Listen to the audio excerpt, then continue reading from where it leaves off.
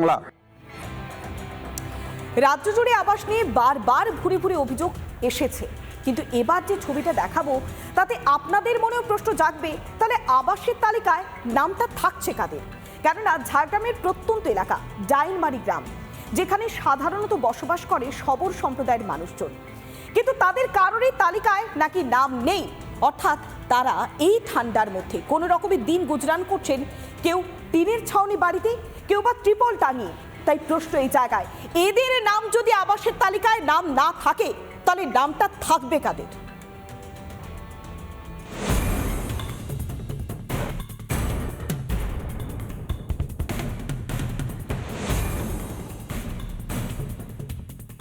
বাড়ি পাইনি, ওরা দেখাশোনা করে যায় আর বলে আবার আজকে পাবি কালকে পাবি, দিয়ে পাইই নেই বাড়ি।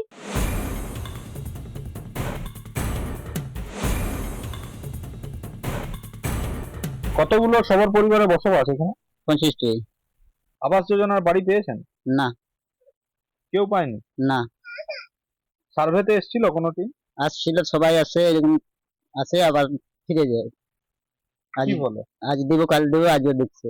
এই মুহূর্তে আমরা রয়েছি ডাইনমারি গ্রামের যে বাসিন্দা ভৈরব মল্লিক, সেই ভৈরব মল্লিকের বাড়ির অবস্থা একবার দেখানোর চেষ্টা করব। জায়গাতেই হাতির আক্রমণ হয়েছিল প্রায় 6 মাস আগে, কিন্তু হাতির আক্রমণের কোনো ক্ষতিপূরণ মেলেনি এই পরিবারটা। দেখা যাচ্ছে যে এইদিকেও হাতি আক্রমণ করেছিল।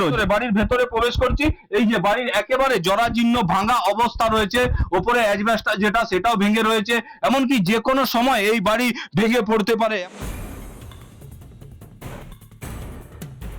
এই বিষয়টা সম্বন্ধে আমার জানা ছিল না, আপনার কাছ থেকে আমি জানলাম। বা ওখানে যে মানিকপাড়া অঞ্চল কালাঝুরি গ্রামে যারা বাড়ি পায়নি, ওখানে কোনো বাসিন্দা আমাকে জানায় না, তাদের যে আবাসের জন্য বাড়ির তালিকায় নাম নেই। তো আমি দেখছি আবার দেশে বাড়ি পায় তার ব্যবস্থা করবে। প্রধানমন্ত্রী আবাস যোজনার যে আবাসের টাকা বিতরণ, সেটা অনৈতিকভাবে বিতরণ করা হচ্ছে। কিন্তু আজও নরেন্দ্র মোদী মাননীয় প্রধানমন্ত্রী যে আবাস দিচ্ছে, সেই আবাস থেকেও মমতা ব্যানার্জির সরকার এই লোধা সবর থেকে আরম্ভ করে সমস্ত এসটি সমাজকে আজকে দূরে ঠেলে রেখেছে।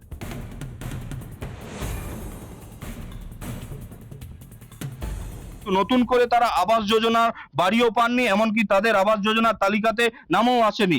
সরকার থেকে সার্ভেতে টিম আসে, কিন্তু টিম আসার পরেও তাদেরকে কোনো রকম ভাবে সহযোগিতা করা হয় না, এমনটাই অভিযোগ ডাইনমারি গ্রামের বাসিন্দাদের। ঝাড়গ্রাম থেকে রবীন্দ্রনাথ মাইতি, রিপাবলিক বাংলা। আগামী শুনানি রয়েছে 21শে জানুয়ারি আসানসোলের সিবিআই আদালতে।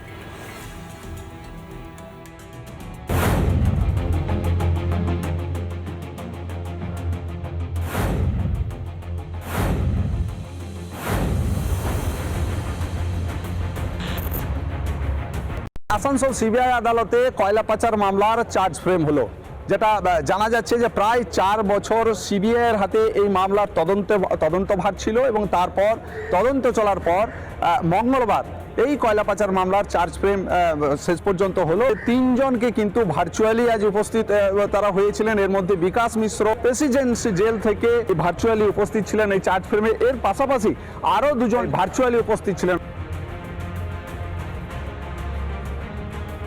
আসানসোলের বিশেষ সিবিআই আদালতে অনুপ মাঝি ওরফে লালা সহ মোট 49 জনের বিরুদ্ধে চার্জ গঠন করা হয়।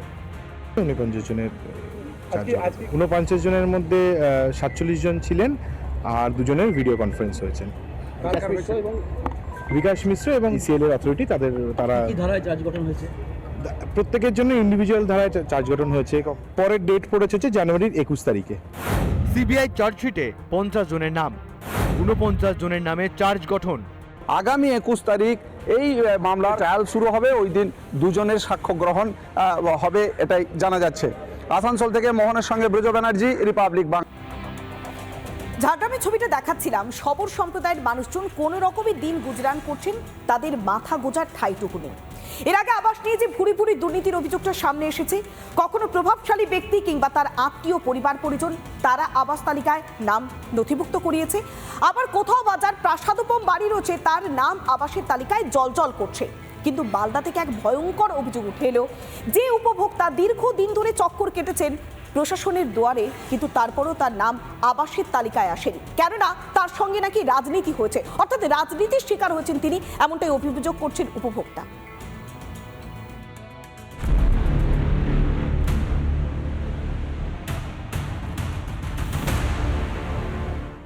বিজেপি করি বলে আমার নাম বারবার করে বাদ দেওয়া হচ্ছে, বাদ দিচ্ছে না কেন আমি অস্তিত্বভাবে তো কোনো কথা বলতে পারছি না। আজ 10-15 বছর হতে চললো সরকার, কোনো ভুকেবি করে না এটা সেটা করে।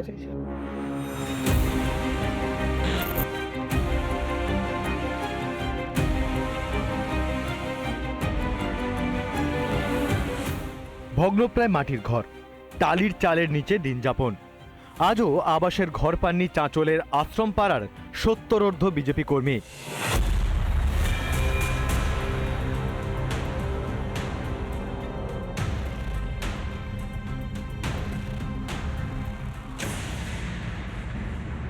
ওনারা প্রচার করতে চাইছেন যে মমতা ব্যানার্জি বাংলা আবাস যোজনা ঘর দিচ্ছে এবং সেই প্রচার রাখার জন্যই শুধু এটা বদমাশি করে বলা চলে, এক বছর রাজনৈতিক প্রতিহিংসামূলক রাজনীতি করার জন্য তার নামটা বাদ দেওয়া হয়েছে, মানে বিজেপি করার কারণে। বিজেপি করার কারণেই। গরিব মানুষ যেই থাকুক না সেই ঘর পাবে, কারণ মমতা ব্যানার্জি যেসব প্রকল্প করছেন তিনি কিন্তু কোনো পার্টি বা কোনো ব্যক্তি রেখে করছেন না। কারণ তিনি যদি বাদ গেছেন, কেন বাদ গেছেন সেটা আমি অফিসিয়ালভাবে ওটাকে জানার চেষ্টা করেছি, এবং যারা ইনকোয়ারিতে গেছিলো তারা কি বেসিসে কেটেছেন তার আমি সেটাও দেখছি। রোজই নতুন নতুন অভিযোগ উঠছে আবাস নিয়ে। রাজ্যের বিভিন্ন প্রান্তেই অভিযোগ। কত দূর বিস্তৃত আবাস দুর্নীতির জাল? রিপাবলিক বাংলা। প্রত্যেকটি বাড়িতে জল পৌঁছে দেওয়ার জন্য কেন্দ্রের তরফ থেকে চালু করা হয়েছিল জল জীবন মিশন প্রকল্প, কিন্তু পিএইচি সেই জল চুরি করে নাকি মাছ চাষ হচ্ছে, কৃষিকাজ হচ্ছে, অন্য সমস্ত কাজকর্ম হচ্ছে।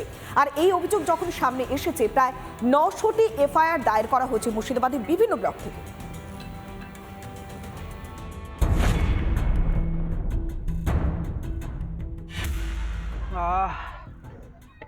জল খেলাম, বিশুদ্ধ পানীয় জল। কথায় আছে জলই জীবন। সেই পিএইচির বিশুদ্ধ পানীয় জল যেটি এই মুহূর্তে আমি খেলাম। কিন্তু কখনো যদি শোনেন আপনার এলাকায় দেওয়া পিএইচির এই পরিশুদ্ধ পানীয় জল চুরি হয়ে যাচ্ছে, এটাই এখন হচ্ছে মুর্শিদাবাদ জেলায়। মুর্শিদাবাদের বিভিন্ন ব্লকে ব্লকে বাড়ি বাড়ি জল পৌঁছে দেওয়ার জন্য পিএইচির পক্ষ থেকে উদ্যোগ নেওয়া হয়েছে। পিএইচির এই বিশুদ্ধ পানীয় জল চুরি করে নেওয়া হচ্ছে, দিনে দুপুরে চুরি করে নেওয়া হচ্ছে। কোথাও মাছ চাষ করা হচ্ছে সেই জল দিয়ে, কোথাও কৃষিকাজে সেচের হিসেবে কিন্তু ব্যবহার করা হচ্ছে এই পিএইচির পানীয় জল।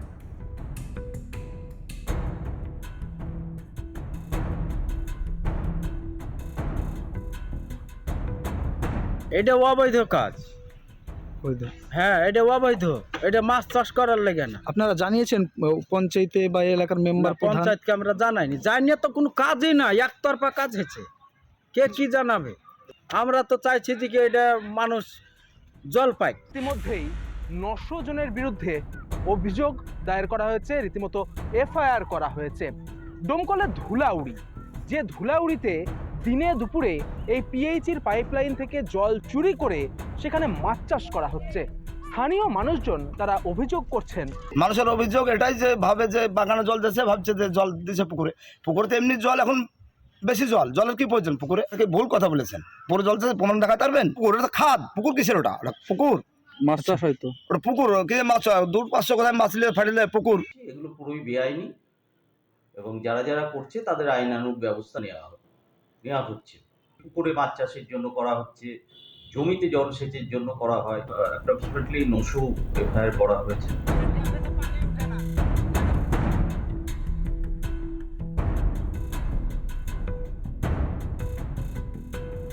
রাজ্যের বুকে জল নিয়েও কি এবার দুর্নীতি শুরু হয়েছে? এই প্রশ্নটা ফের একবার উস্কে দিচ্ছে মুর্শিদাবাদের এই ঘটনাগুলি। মুর্শিদাবাদ থেকে ক্যামেরা অপূর্ব চৌধুরীর সঙ্গে ইন্দ্রাশিস বাগচি, রিপাবলিক বাংলা। জল নিয়ে যন্ত্রণার ছবিটা দেখাচ্ছিলাম, আর এবার দেখাবো আইসিডিএস সেন্টারের একটা ছবি, যে ছবিটা প্রশ্ন তুলে দিচ্ছে একাধিক। কেননা সেখানে যত্রতত্র পড়ে রয়েছে মদের বোতল, আর নোংরা পুকুরে জলে রান্না হচ্ছে শিশু এবং গর্ভবতী মহিলাদের। আর সন্ধে হলেই তা চলে যাচ্ছে সমাজ বিরোধীদের দখলে। তাই প্রশ্ন উঠছে, প্রশাসন কি করছে?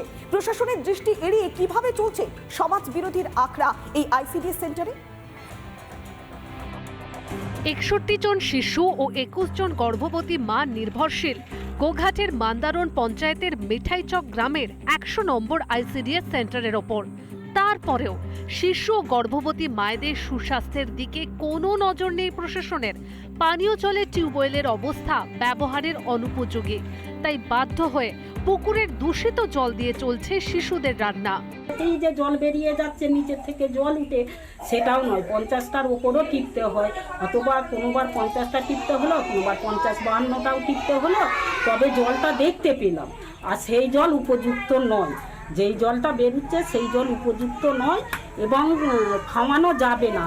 আইসিডিএস সেন্টারে নেই কোনো পাঁচিল, অন্ধকার নামতেই সেন্টারে বসে মদের আসর, যত্র তত্র ছড়িয়ে ছিটিয়ে পড়ে মদের বোতল। 61 জন বাচ্চা আর 21 জন গর্ভবতী মা, এই নিয়ে মানে আমার সেন্টার চলছে, কিন্তু কলের অবস্থা খুবই খারাপ। কলটা যেন অবশ্যই হয়। রাত হলে এখানেতে মদের আড্ডা বসে, সকালেতে একদম মানে নোংরা হয়ে থাকে। হ্যাঁ, সেইগুলো আমাদেরকে এসে আবার পরিষ্কার করতে হয় রেগুলার। পুকুরের জলে রান্না হচ্ছে, আর এই যা অবস্থায় চলছে এই মুহূর্তে যদি বাচ্চাদের কিছু ক্ষয়ক্ষতি হয়ে যায়, সরকার কি দায়ভার নেবে? সরকারকে আরও একবার আপনাদের মাধ্যমে অনুরোধ করছি, অতি সত্বর যেন এই কলটি সারিয়ে দেওয়া হয়, বা এখানে যে পাঁচিল রয়েছে আপনারা লক্ষ্য করতে পারবেন, একটু সাইডগুলো দেখুন, নোংরা পরিবেশ, বা সন্দেহ হলেই অসাধু মানুষের আশাও এখানে রয়েছে। এলাকার এই দীর্ঘদিনের সমস্যার কথা নাকি জানতেনই না গোঘাট 2 নম্বর পঞ্চায়েত সমিতির সভাপতি সামিনা বেগম। বলবো বলতে ভাই, এত ঘটনা আপনি বলছেন, আমি এই আপনার মুখ থেকেই শুনলাম। হ্যাঁ, যেটা বিষয় হচ্ছে শুনলাম, অবশ্যই এটা খতিয়ে দেখছি বা ইমিডিয়েটলি যাতে জলের ব্যবস্থা করা যায় সেই চেষ্টাও করছি। আর কতদিন এইভাবে অস্বাস্থ্যকর পরিবেশে চলবে আইসিডিএস সেন্টারগুলি? আরামবাগ থেকে সৌরভ রায়ের রিপোর্ট, রিপাবলিক বাংলা।